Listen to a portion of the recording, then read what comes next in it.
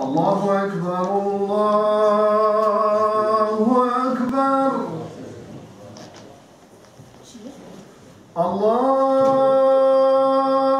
الله أكبر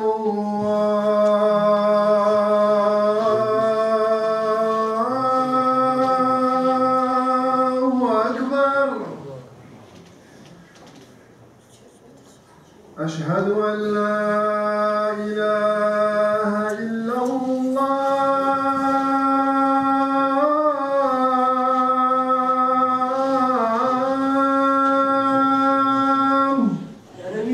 Bon, la première question, c'est qu'est-ce que vous pensez de cette porte ouverte? Très très bien. Pour habiter dans le quartier, je trouve ça très très bien. Pour plein de raisons, c'est l'ouverture aux autres, ça permet de connaître des tas de choses. Même moi je connais un petit peu les mosquées pour avoir voyagé un petit peu. Mais c'est vrai que pour les gens qui sont là, c'est ouvrez, même aux scolaires, il faudrait ouvrir aux établissements scolaires, je pense que ce serait très très utile. Non, on dit toujours que l'unité fait la force. Est-ce que vous pensez? Tout à fait, tout à fait. C'est un très beau geste, c'est très très bien. Continuez. Merci beaucoup. Merci. L'appel à la prière, ça remplace la cloche pour les chrétiens. Et je ne sais pas encore pour les juifs. Je ne sais pas qu'est-ce qu'ils ont prévu. Mais c'est juste pour annoncer que lors de la prière, il est arrivé. Alors, il a commencé par dire Allahu Akbar, Allahu Akbar, c'est Allah est grand. Et ça, dans tous les pays musulmans du monde, quelle que soit la langue parlée, donc l'adhan, il sera fait de cette façon-là, avec les mêmes termes. Ensuite, il dit que j'atteste qu'il n'y a de Dieu que Allah, j'atteste que Mohammed est le messager d'Allah. Ensuite, il dit venez à la prière. Venez à la prière. Venez de savoir qu'est-ce que vous pensez de cette journée ouverte? Ah, c'est très bien. C'est très bien parce que nous habitons dans le quartier. Tous les jours, nous voyons passer ces gens qui vont prier. Et là, aujourd'hui, je peux voir où ils prient. On a pu avoir des explications sur leurs prières. Toutes les paroles qui ont été affichées, en fait, sont exactement les mêmes. Moi, je suis chrétienne et ce sont les mêmes valeurs. Et ça, c'est très rassurant.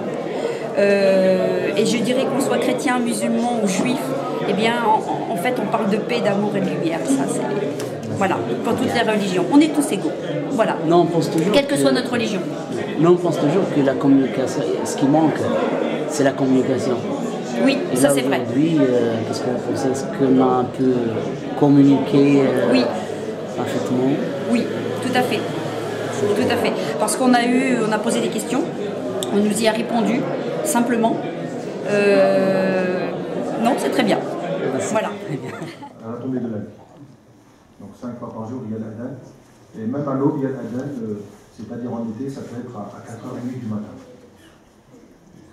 Et on vient pour prier, pour prendre des forces et pour prendre confiance en nous, parce que on sait que si on a prié la prière du matin, Allah va nous aider dans Je pense que toutes les violences, elles naissent souvent de l'ignorance, et que d'ouvrir la mosquée, de faire venir les gens qui ne sont pas musulmans, c'est leur montrer votre enseignement, ce qui vous rassemble, et donc ça vous rapproche des autres.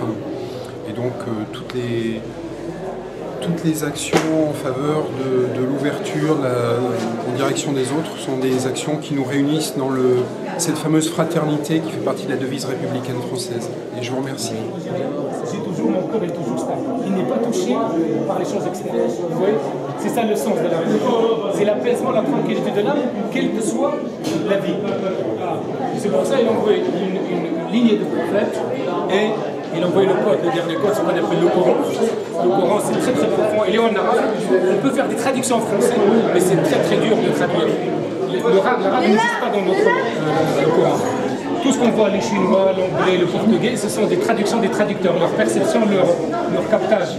Mais le sens il faut, quand on fait l'effort, quand on essaie de comprendre, on va capter beaucoup de choses. Le Coran, c'est quoi? C'est la foi musulmane, c'est la révélation divine par le Créateur à travers l'ange Jibril. C'est le même ange qui a transmis le message à Jésus, il a transmis le message à Mohamed. Après Mohamed, il a transmis aux hommes autour d'eux. Jusqu'à maintenant, notre imam et les gens autour de nous, ceux qui récitent le Coran parfaitement, les jeunes, parfois à 10 ans, lui, il a appris oralement. Parce qu'il a pris sur son maître et le maître sur le maître. Il y a dans des pays maintenant les gens, quand ils récitent le Coran, ils ont du rouleau d'héritage.